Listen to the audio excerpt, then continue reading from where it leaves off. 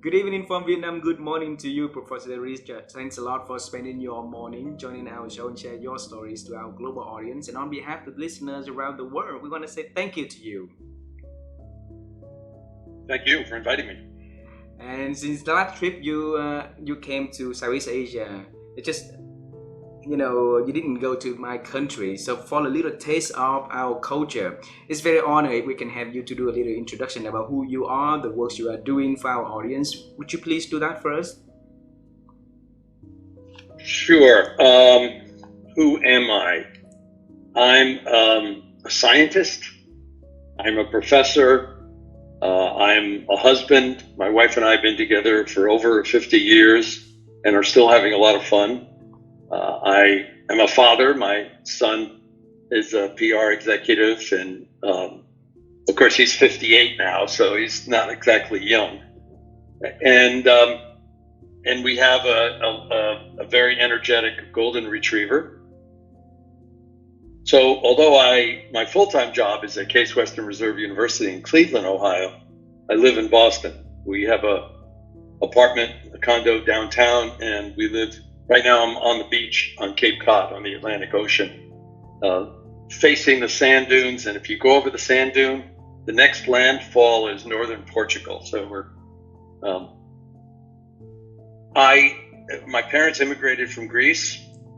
I grew up in New York City and then we moved out to Long Island for a few years for junior high school and high school until I was 17. Then I moved to Boston to go to school, and I fell in love with Boston, so I consider myself a Bostonian. And I am, in terms of my personal interests, I'm an avid photographer. I have been since I was 9. Wow. And although I only had one photograph published, but I take a lot of photographs of people, things, animals all over the world. I used to play guitar in a group of bands in the early 60s. Really cut that back, way back, and not by 1964 when I went to MIT, because I didn't have the time to keep rehearsing. But I decided a year ago to take it back up. So after 60 years, I'm trying to train my fingers to not be on fire with the pain of and learn all the stretches and all these things. And so far, so good. I mean, my age-related bits of arthritis aren't slowing me down too much. And my work, as you probably know from reading something about me, in my early years at the elementary school in Queens, PS 150, they tried to lead me back 3 times because they thought I was cognitively slow. Part of it was in kindergarten, we had gone to visit my father's family because one of his brothers had died here in New York, in the States. And so we went back and spent 3.5, 4 months in Greece. So when I got back and was in school, I spoke with a slight Greek accent, and I could read Greek letters, but I couldn't read English letters. And they considered that an evidence of some form of retardation. It was long before multiculturalism was popular. And several other times the New York system did that. But fortunately, when we moved out to Long Island, we moved to a small working class community. My father was a waiter my whole life. Eventually owned a little luncheonette or something, but they did a lot of testing when Sputnik went up in 57. And all of a sudden, they discovered that I was really good in math and physics. So the next thing I know, I'm kind of channeled into math and physics. And I loved space. I wanted to be in space. I wanted to be building spaceships, and that's what I did. I got into my first choice school, MIT, and to study aeronautics and astronautics, which I got my degree in. Wow. And my specialty was control systems of interplanetary vehicles. But the catch was that I ran out of money. I mean, as I said, my parents were immigrants. My father was a waiter. They didn't have money. So, and I had some scholarships, and I saved a lot of money enough to pay for a one whole year at MIT through my music work, but I just got tapped out. And at a certain point, both the federal government and the banks said, no more, we're not lending you any more money. So MIT got me a job doing what I was training to do, to work on new spaceships for Northrop Noria in California. It happened also to a few of my other fraternity brothers and one of the other classmates of ours at MIT. So 4 of us went out to California. I worked in LA for 5.5 months for Northrop Noria in the Experimental Gas Dynamics Research Unit. And if you follow American television, this was a department of Sheldons, like Big Bang Theory kind of thing.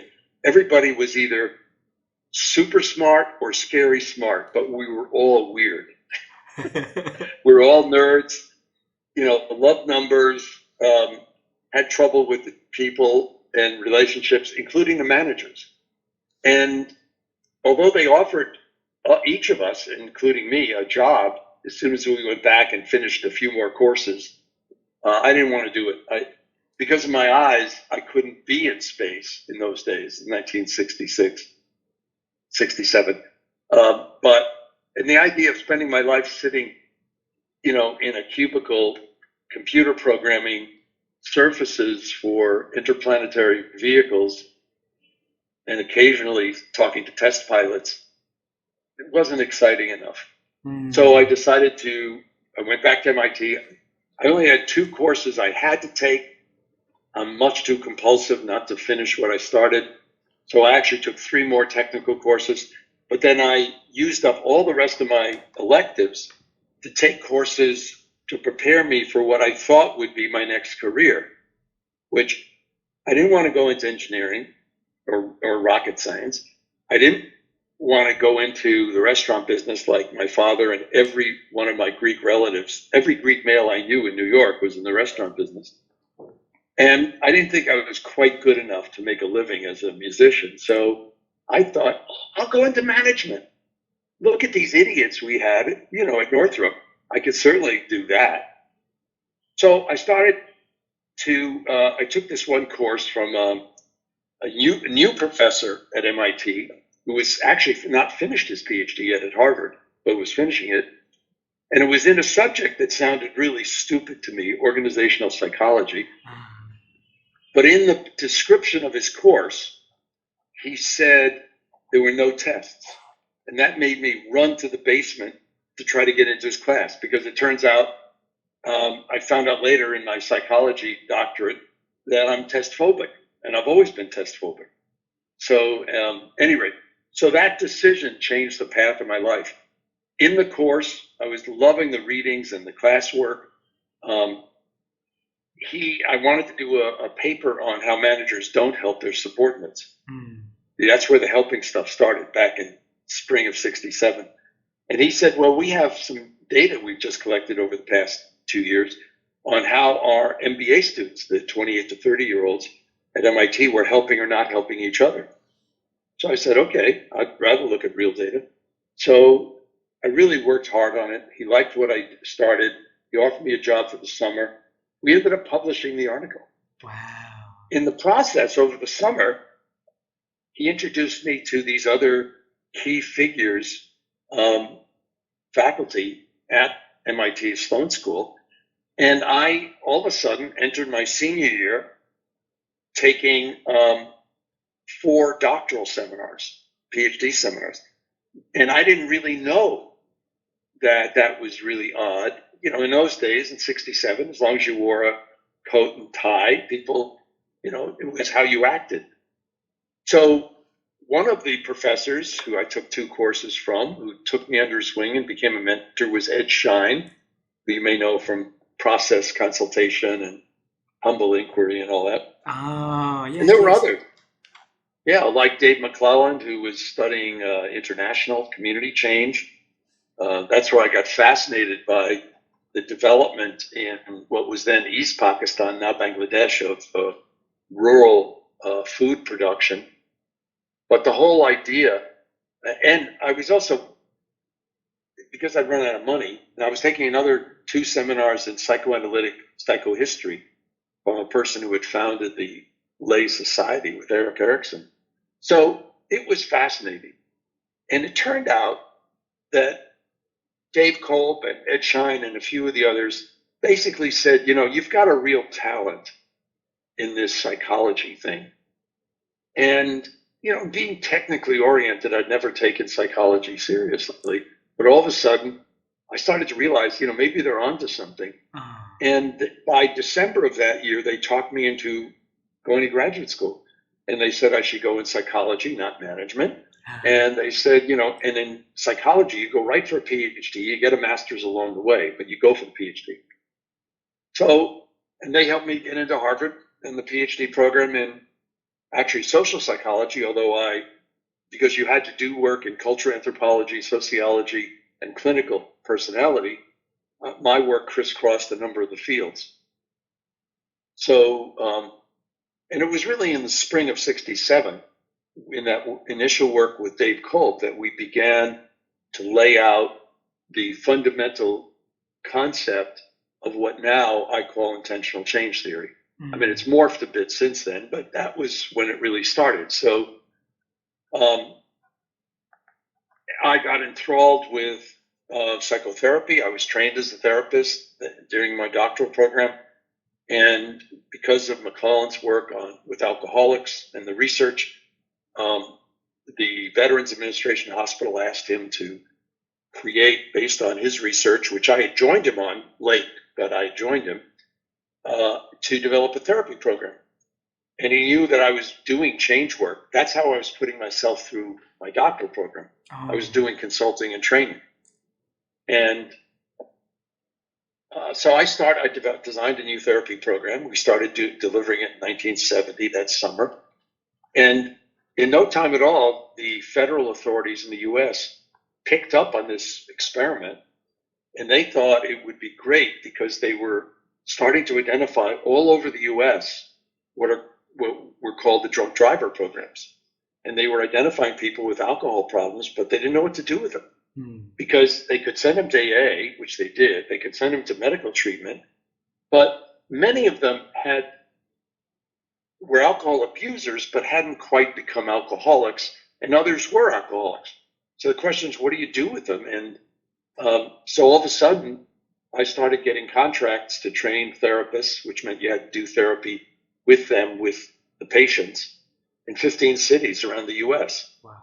And then I was doing basic research on the effect of alcohol and aggression, which is where I started doing a lot of physiological work. But in 1970, I also started the first competency study under that name anywhere. I did the first one. And that we never even published that. But the competency movement in human resources, I'm seen as one of the 5 people who created it in the early 70s. So while I was doing this other work, with training therapists and therapy, while I was doing basic research on the effect of alcohol and aggression, I was also doing some of this competency research and starting to do good old-fashioned management training and leadership training, with, maybe a client. Well, I went to work for a research company. I turned down a faculty position at Yale because at that point, when I was finishing, I didn't really want to teach. I wanted to do research and therapy. And out of this small research consulting company, which my thesis advisor, Dave McClellan, had founded, I had the opportunity in Boston. And little did we know that as we started this stuff, the work would just blossom, especially in terms of the competency work as well as the leadership training. And I was continuing to study how do people change.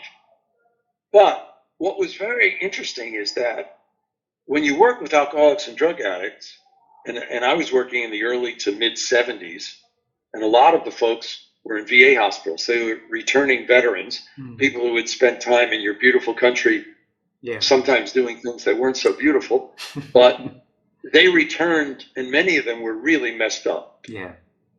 All of the, not just social and ethical and political complications of that conflict, that war, wore heavy on a whole bunch of these folks. So that was interesting, but it's very depressing work. And by the late 70s, I felt that I had had enough. I mean, it was hard to get money for the research. Too many of the patients, even though our treatment was helping people, they still, a very high percentage of recidivism. So I decided to shift into another topic that required a multidisciplinary perspective. So I had to use psychology and sociology and anthropology and physiology and medicine to understand, but where I thought we could build people doing better in their lives and their work, building on the competency work. So I shifted into focusing on managers and leaders, which we'd been doing a certain amount of, but then I really focused on it. And one of the things that came out of it was my 1982 research book, which was the first ever research study of more than one competency across actual managers, from supervisors to top executives, looking at 6 very large private sector companies and 6 very large government agencies, which included 2 military. So the book, for a research book, got a lot of attention in a lot of countries. And a number of people were touring, giving speeches, and they focused on my book. And so all of a sudden, that work was just skyrocketing. The company, and I'd been asked to take over running this small company in January of 76 due to some internal political mishigas, as we'd say. And by the mid-80s, we'd grown to over 110 professionals, most of whom had PhDs. We were a well-established company. We had been approached and had sold us to join with Yankelovich, Skelly & White, at the time, the premier market research company in the world, based in New York City. And then the company that owned them and us sold us to the Sachis, and then I was on the board of that. And by 1985, I was really fed up. I wasn't having enough time to do any research, which in the past, more often than not, I had to do on my own time anyway. So that's when I looked around, and a whole bunch of my colleagues from MIT and Harvard days had gotten faculty positions at Case Western Reserve University, which in the School of Management, the Organizational Behavior Department was famous as one of the few places that studied change. And they offered me a tenured position. So my son was already at university, and my wife and I decided, okay, that's it. So I gave up running the companies, and we moved to Cleveland, and I became a professor in April of 1987, and I've loved it since. Continuing to study how do people change. But because of my background in doing the work, I was very committed to an empirical approach where I thought there was enough concepts or theories. What we had to do was test whether or not people changed. And if they didn't, we shouldn't use that approach. And here I'd been doing psychotherapy, and our program had dropped the recidivism rate 15 to 20%. But still, I mean, even the whole field of psychotherapy had very poor results for the amount of money spent on it. So I continued to study at first, how do we help 25 to 55-year-olds develop the competencies that we now have plenty of data say predict effectiveness in leadership and management and certain professions. And that's what we were doing. And by 2014, we had published 39 longitudinal studies. We had pretty convincing evidence that we were able to help these 25 to 55-year-olds improve their emotional and social intelligence behavior by 60-some%, 1 to 2 years after the course. But it drops off, but at 5 to 7 years out, it held at a 50% improvement. And this was compared to basically 0 from leadership training in industry and government, and less than 0 in management education, MBAs and all that. So, meanwhile, I had started as a part of just trying to earn money. I'd started working with organizational change back in 1970, wrote a paper on that, and had gotten into team change. And then around 2000, started focusing back onto helping relationships, looking at the dyad. And coaching was a good place to look at it, because everybody who's a manager, parent, leader, helper, whatever, is trying to help people change, at least to motivate them to adapt. Well, what better place to study it than when you have a relationship specifically focused on, somebody changing in some way. So that led to a whole bunch of the coach client research, which included a whole series of fMRI studies. So I got heavily into the neuroscience, starting around 2006.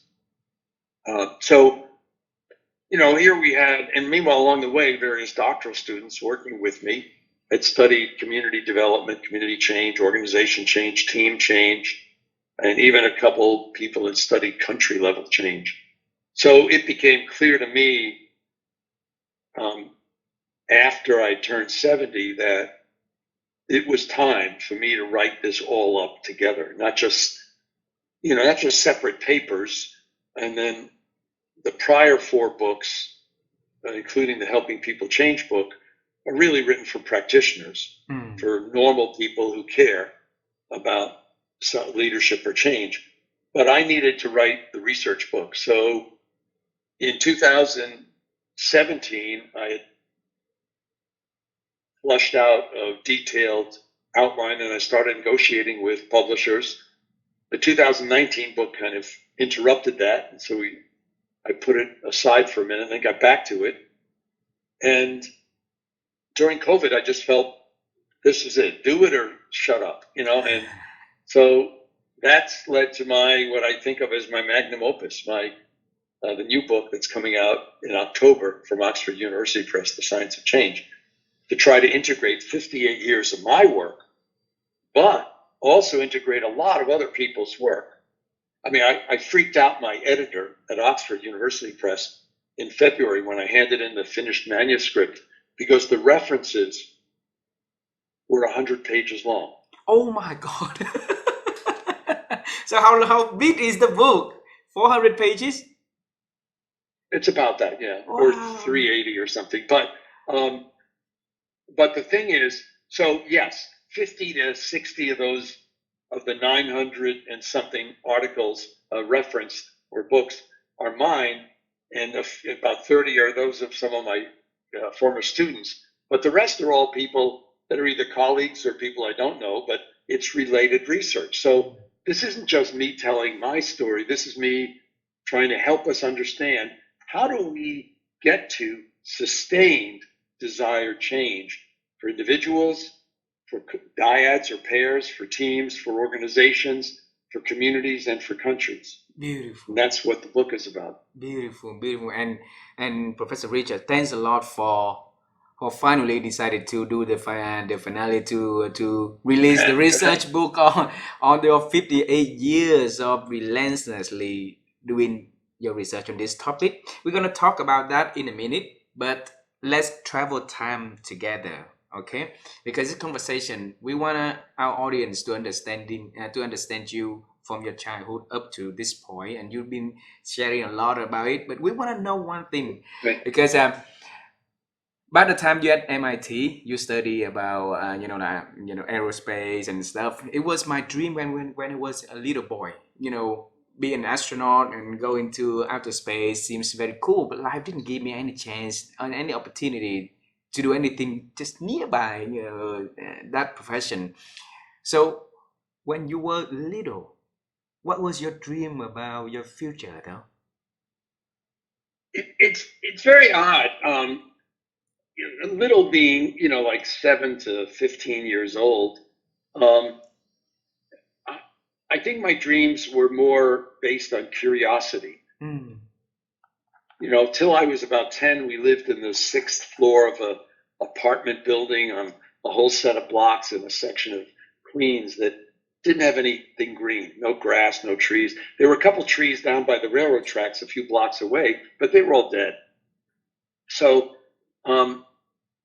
and my parents, my father had started university in Greece before he immigrated to the U.S. in 1938, and was within a matter of months recruited into the U.S. Army. So he spent a couple of years in the Panama jungles, and then spent a year and a half landing on Normandy beaches, not on D-Day, after D-Day, and marching through France and Germany. So by the time he got out, he'd met my mother, they'd gotten married, and there was no way he was going to be able to go back to university. So, like I said, he went into the restaurant business in New York City. But he, and even though my mother just graduated from high school, they both loved to read. So I got literally infected with reading. And given that we were stuck in this apartment, and going out to play wasn't always easy. I mean, I could do it. I had a few friends in the neighborhood.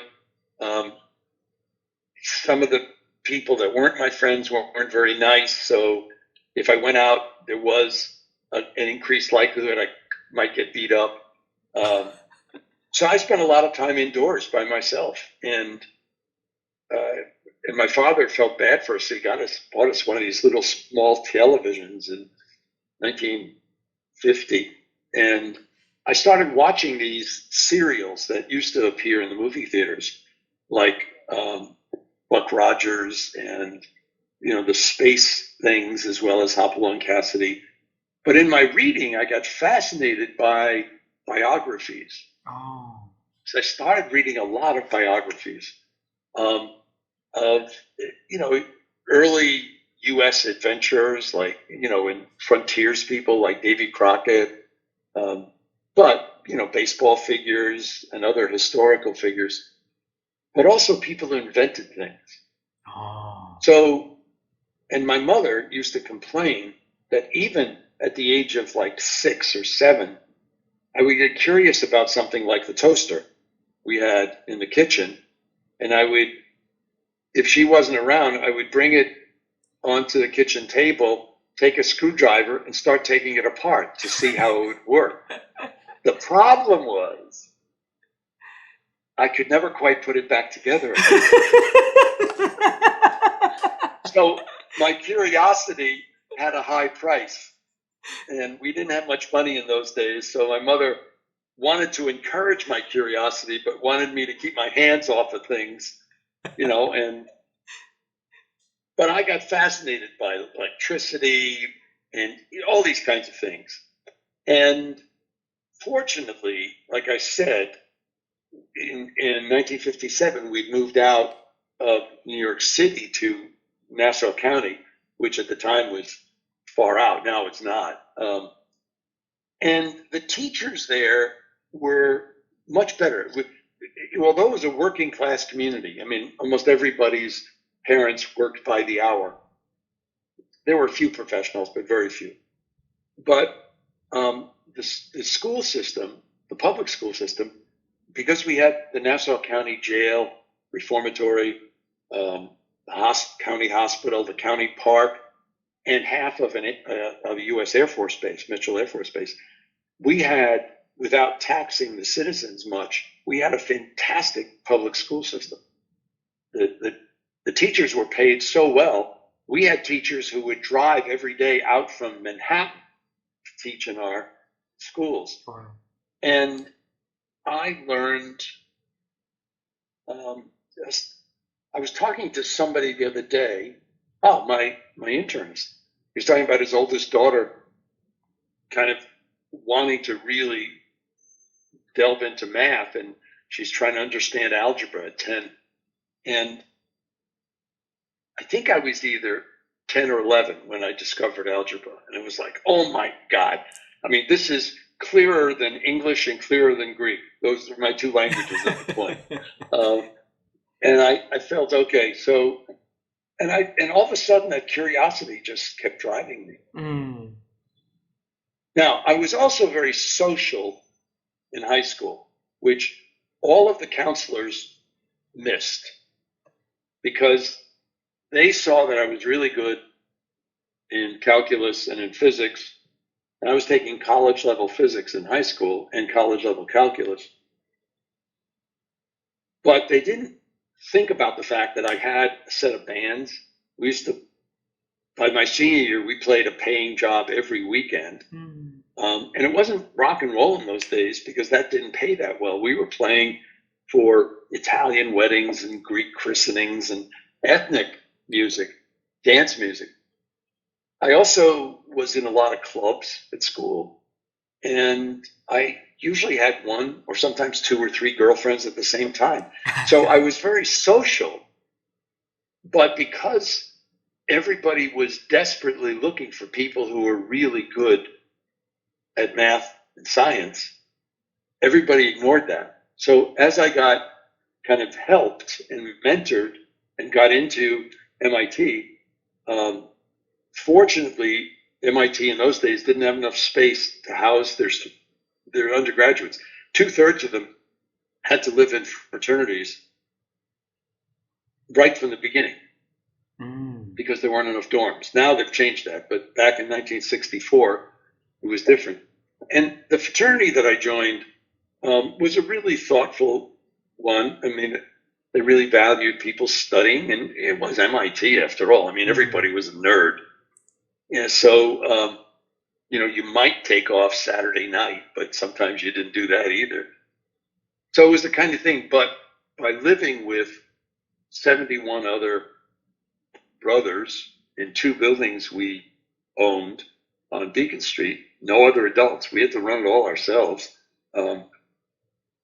It taught me a whole lot about, that I'd started to learn with the music work about relationships.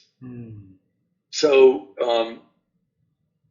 I think I've always had this driving technical focus, which leads to, in neuroscience terms, a heavy focus on the task positive network neurologically.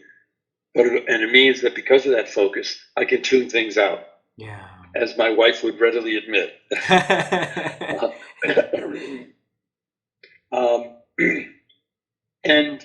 And that helps me be productive, but it also, because that neural network suppresses the one in which you are more interpersonal, it's always been a battle. And I would say that by the time I discovered the field of psychology, I was fascinated by it, not even though my teachers at MIT thought I was really good at it. They said I had a lot of potential. They didn't say I was good at it. I think I got into it because it puzzled me. The whole idea. So what we later, when Dan Goleman, who wrote the mega bestseller EQ, he and I were doctoral students together. We were in the same PhD class at Harvard. And we actually took a number of courses together, and we ended up being social friends at the same time and hung around. And my thesis advisor was one of his key mentors and so forth. So years later, because we'd always stayed in touch and kind of helped each other out with writing and ideas and all that. In 95, when he approached me and said, look, I've just written this book, I said, yeah, it's a really good one. And he said, yeah, it's now become a mega bestseller. And everybody's asking me for help about it, but you're the one who's actually done the research. So what we basically did in 95 is we took the competency work I was doing, recognizing that 80 to 90% of the competencies were about emotions and relationships, and relabeled it emotional intelligence. So there's a certain amount of the emotional intelligence at the behavioral level that's a marketing packaging issue. But it really does have to do with our behavior patterns, our habits, in terms of handling our own emotions and those of building better relationships. Beautiful, beautiful. Professor Richard, allow me to bring you to the intersection where you were at MIT, and you got tired of being in the corner office and do the research, and at the same time you wanted to go into the management, but then other professor told you. Now let me be clear, Eugen. I got tired of doing computer programming. I loved the research, but because we weren't really in space much in 1966.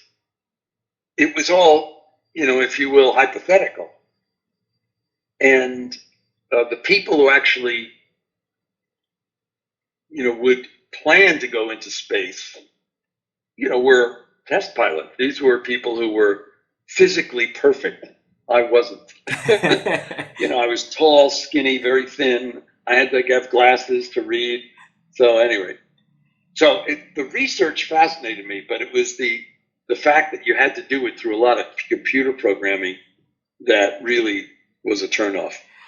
My question was, at that stage, you wanted to go into management, right? And then because I didn't know what else to do. And then your professor told you about psychology. You have some potential to go in there. So it's very confusing because sometimes you want to go somewhere and then somebody else will tell you what else to do, right? So at that moment, there's a lot of message on your head. You're a clever person, a very smart person, very critical thinking person also. Yes. So what message did you talk to yourself for you to go into follow the advice from Ed? And I mean, there were a lot of moments where I'm sitting there saying to myself, holy crap, what's going on? I mean, it's that kind of a thing. It's not like, oh, this is crystal clear. I've seen Saint Beatrice and I, want to be a devout Christian. And this is not a conversion moment. This is a whole set of experiences that, as you correctly point out at the time, are confusing. So I would say two of the key parts of intentional change theory. One has to do with discovering your dream, your ideal self, your deep sense of purpose, your vision, if you will. And the problem is the enemy of your vision, your dream, not goals, because goals turns out narrow you neurologically, but your dream, the enemy of the dream is not how you currently act, what I call your real self. The real enemy is the ought self. Those are the ideals that other people have given you. Oh, you should do this. Like they were saying to me, you're really good at math and you're really good at physics, and that's still a relatively rare talent. You should go into the space program and do research, which I would have loved, but like I said, it didn't make sense because there was this other part of me that really enjoyed working with people. So a lot of times, not just when we're young, but in certain cultures, the process of adult change is peeling back the layers of ought self. Now, as a Vietnamese, you grow up in a culture where you are taught to love and respect your elders. True. Similar to many other Asian cultures, in particular, Chinese, Japanese, Korean. In the U.S. culture, it's quite the opposite. You're taught to be suspicious of people in authority and your elders, and coming out of the Greek culture, you were always taught I was always taught, hammered away at, to be suspicious of anybody who was not Greek, because they were xenos, they were foreigners, they were insensitive and bad people. So I remember my mother telling me time and time again when I was little, you have to fight for everything in life because all of these other people will steal your ideas, they'll take your credit. I mean, and it was not good moral training, but it was good behavioral training because it gave me a lot of self-confidence. But anyway, back to your point. So in your culture, the ought self is really strong. I mean, if you have parents or grandparents who are telling you what kind of profession or job you should do, and you keep being interested in doing another one, there isn't much leeway. So what do? You do what they want you to do because you think that's the right thing to do. So what happens is, and over the decades, I have had many thousands of 40-year-old Asians who are very successful scientists, engineers, executives, physicians, surgeons, dentists, say, I don't want to do that anymore, including Indians. I did that because my parents wanted me to do it, but that's not where my heart is. And so the whole idea of these midlife crises got me puzzled about how this kind of operates. And the oppression of the ought self is huge. So whether or not the oppression comes in terms of a totalitarian government saying, you scored this on the test, you have to go to this, or comes from loving parents saying, I think you should be an engineer, I think you should be a physician. And all of a sudden, you want to learn to play the cello and be a cellist. And that's, well, prior to Yo-Yo Ma, but that was seen as ridiculous. Understood. Or, so that was one thing that I learned in those number of years. And it was not like it came to me in a burst of light. It came through a whole bunch of conflict. And at that stage in my life, probably a lot, I was drinking too much. So there was, and it was the late 60s and early 70s, and we were doing other substances, even before it was legal in Boston. So there are a lot of these kind of stupefied moments in which you're trying to figure out, alleviate some of the pain or conflict. So part of it's that. And that became increasingly emotionally clear to me. And as I discovered, I really wanted to work with people about helping them change their lives and build better families, not just be more effective at work, but be better person. The other thing that became very clear, and we missed it on our early models of the change process, was how important other people were as what I would call today coaches or mentors. Because none of this would have happened if a number of people didn't take me under their wing, as we say, and help me develop. Beautiful. And that's why by 2000, I refocused a lot of my actual new research projects on the coaching and helping. I mean, some of my doctoral students were studying physician-patient relationships. Some were studying teacher-student relationships, some therapist-patient, etc. So when the 2019 book was developing, Melvin Smith and my two faculty colleagues and Ellen Van Osten, and I said, this isn't just about coaching as a role. This is about coaching as a process. Coaching as a process. How do you use coaching as a verb? How do you coach someone to be motivated to improve their life or become a better parent or have their children feel good about themselves instead of guilty all the time? Or how do you make somebody more innovative? How do you help people in their communities give everyone in the community a chance at a better life, not just an elite?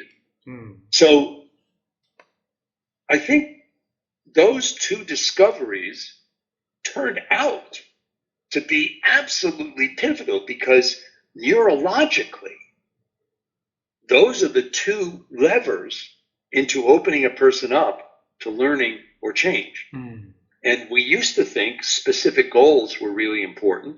Turns out they are not. They do the opposite. They help later, when you're ready to focus. But in the early days, you shouldn't focus too quickly. And so vision, purpose, not goals.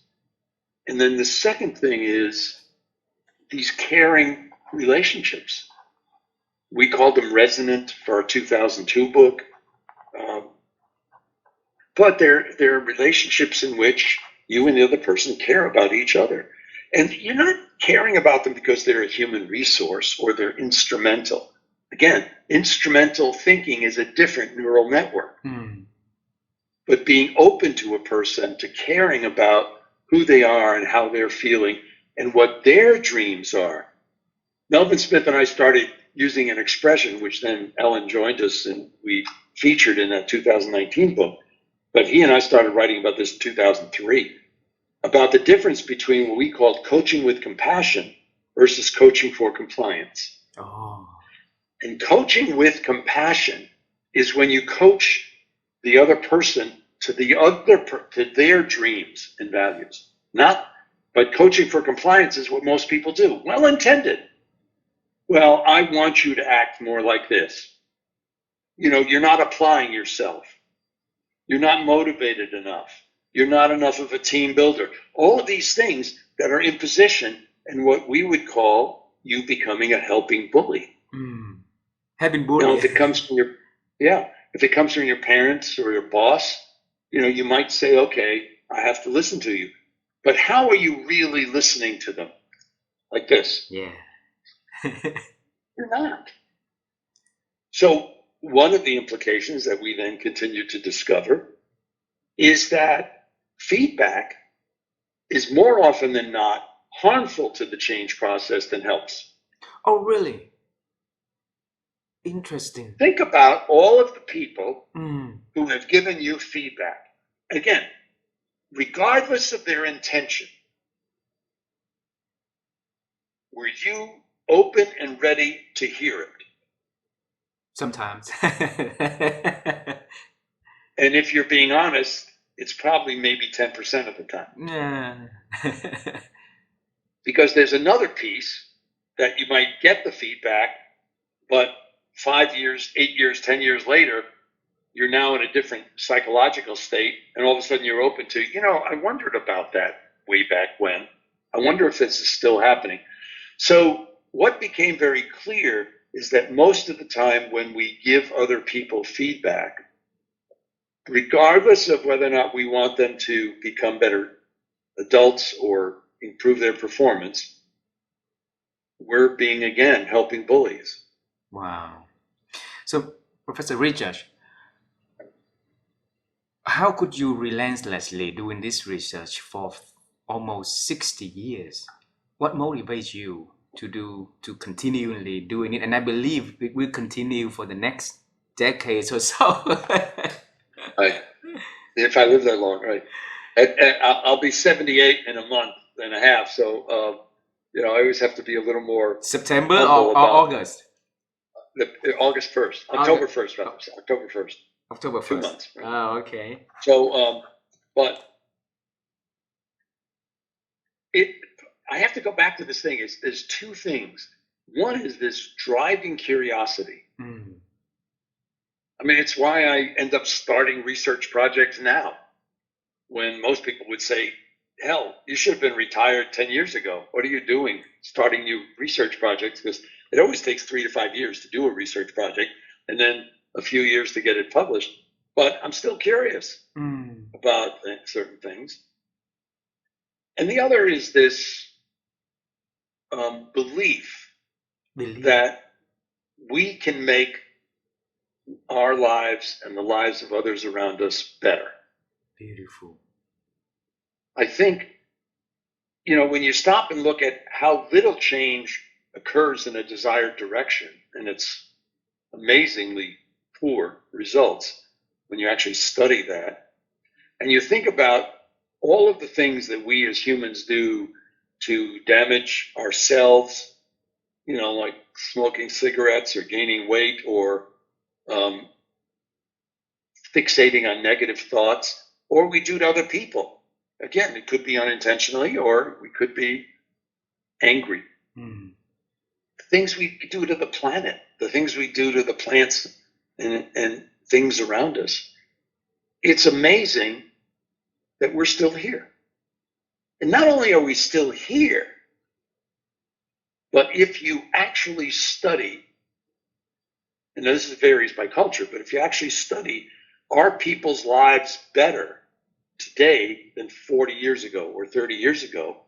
The answer is almost completely yes, in terms of square footage of where they live, in terms of caloric intake and their access to food, in terms of healthcare. That's why in most social classes in most countries and cultures of the world, people are living longer. I mean, we haven't eliminated the germs. What we've done is found ways to battle them. So you look at all these things, and by all of these measures, and this, I mean, you and I are, 8,000 miles apart right now? Something like that? And we're having this conversation about ideas of mutual interest. We've never met. And yet, I'm enjoying your questions. I don't know I hope you're enjoying my answers, but I do. But we're having a conversation that seems to be of interest to both of us. That wasn't possible even 40 years ago. I mean, a smartphone started in 2007. The internet didn't become accessible to most of us till somewhere in the late 90s. And you stop and say, okay, well, back in those days, it was the telephone or the newspaper or the radio, a little bit of the TV, but that was slower. And you stop and say, oh my God, so I look at all of that and I say, yes, there are a lot of things that are wrong that we have to work on and fix. But we're still here. We're still here. And we're still here and doing better than ever before, not for every person, but for more of us than ever before.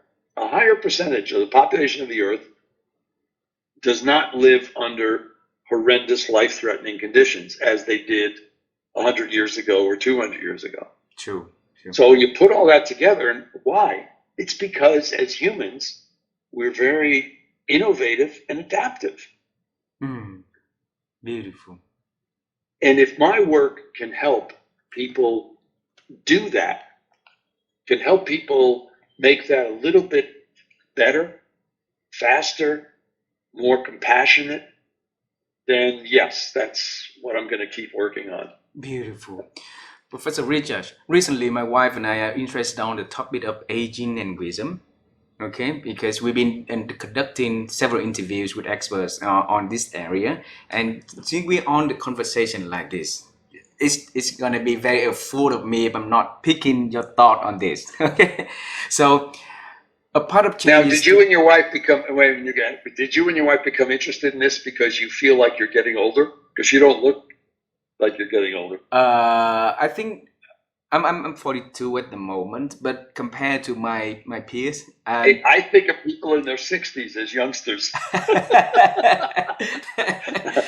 So it better prepare for it, right? Prepare for it, and I think that I got so lucky during the pandemic to get so many good conversations like this, and this helped me to expand the world of thinking. Yeah. And I just feel like that it's my obligations to also, shed some insights. Great. Yeah. So you're a good example. What the pandemic taught us was that, again, life is frail. Yeah. And things can happen not through anything that we did bad.